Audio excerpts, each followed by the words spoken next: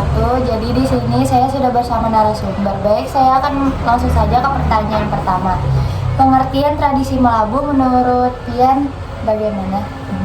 Tradisi melabuh itu memang seperti turunan itu dari nenek moyang kita dulu ya, tidak bisa dihindari itu karena itu memang sudah warisan nenek moyang, tapi ada yang percaya ada yang tidak itu. Tapi bagi keluarga kami itu memang sudah tradisi dari nenek moyang zaman dulu itu. Jadi kita ini sebagai penerusnya aja. Alasan Pian melakukan tradisi melabuh tadi? Karena itu turunan dari orang tua. Biasanya kan orang tua yang melabuh. Nah, tapi ini orang tua kan sudah tua itu, biasanya bapak meninggal. Nah, jadi kita meneruskan. Nah, di sini kalau memang tidak dilakukan melabuh itu pasti akan ditagih lah. Kapan dan di mana biasanya Pian melakukan tradisi melabuh ini? Terus ada waktu khususnya kah untuk melaksanakannya? Waktu itu setiap 1 tahun sekali. Nah, 1 tahun sekali kita pasti melaksanakan melabuh itu. Kalaupun misalnya kadang kita terlambat itu, mungkin biasanya kan mama tuh sakit, perutnya tuh kayak kembung kayak gitu. Nah, kayak sakit, kayak pokok diobatin obat medis ataupun misalnya ini biasa kan kalau sudah terlalu lama sakitnya itu biasanya kita nanya ke orang yang bisa dan ternyata memang kita lupa itu biasanya. Bagaimana tata cara pelaksanaan tradisi ini atau isi sesajennya? Nah ya, biasanya kita kalau 1 tahun sekali itu bisa ketan itu dikasih apa? Telur bejarang.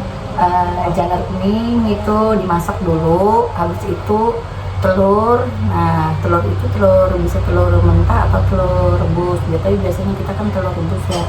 Tuh, nah terus itu telur ayam itu. Nah, terus itu ada pisang. Nah, pisang itu bermacam-macam, ada yang pakai pisang mahuli, ada yang pakai pisang apa namanya tuh yang buat mah itu. Nah, itu biasanya. Nah, itu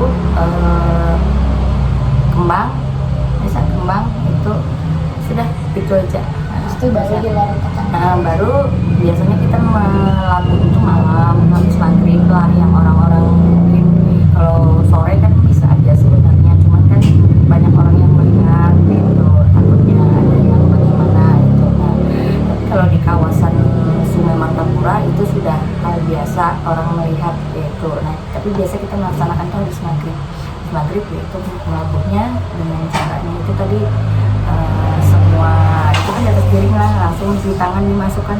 Tapi biasanya kita masing-masing tuh ada namanya ya, biasanya kita panggil tepuk-tepuk dulu gitu bahwa kita mau ngasih makan gitu. Jadi setiap orang yang melabuh itu pasti tahu namanya yang mau kita kasih makan di sana. Berarti ada doa-doa khusus bahkan kah? Ya, ada doa-doa khusus itu biasanya. Ini biasanya Pian melabuh sama siapa? Siapa aja yang terlibat? Sama mama gitu. Udah berani sendiri.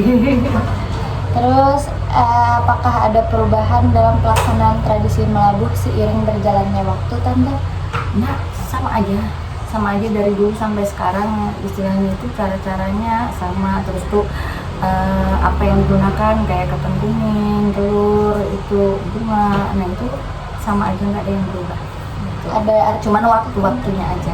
Ada artinya kan ketan kuning segala macamnya itu kan? Ada, kata orang Bahari zaman dulu itu makanan mereka lah gitu, makanan mereka. Nah, dulunya kan istilahnya kalau melabuh itu pasti buaya kuning kan. Nah, buaya itu memang ibaratnya tuh orang tua zaman dulu jelmaan lah gitu, jelmaan dari datu nenek apa ya, nenek moyang lah itu namanya dulu. Apa yang akan terjadi apabila Pian sedang melaksanakan tradisi ini, Tante? Nah, itu biasanya kan karena memang turunnya itu jatuhnya ke mama. Kalau tante ini kan cuma mendampingi aja, sementara kakak kan mama masih hidup. Nah, itu biasanya mama yang kalau misalnya lupa dalam 1 tahun itu biasanya lupa, itu perut mama tuh kayak kembung, kayak sakit perut sakit itu, ibaratnya diobatin medis tuh nggak sembuh gitu. Sekian dari saya, terima kasih.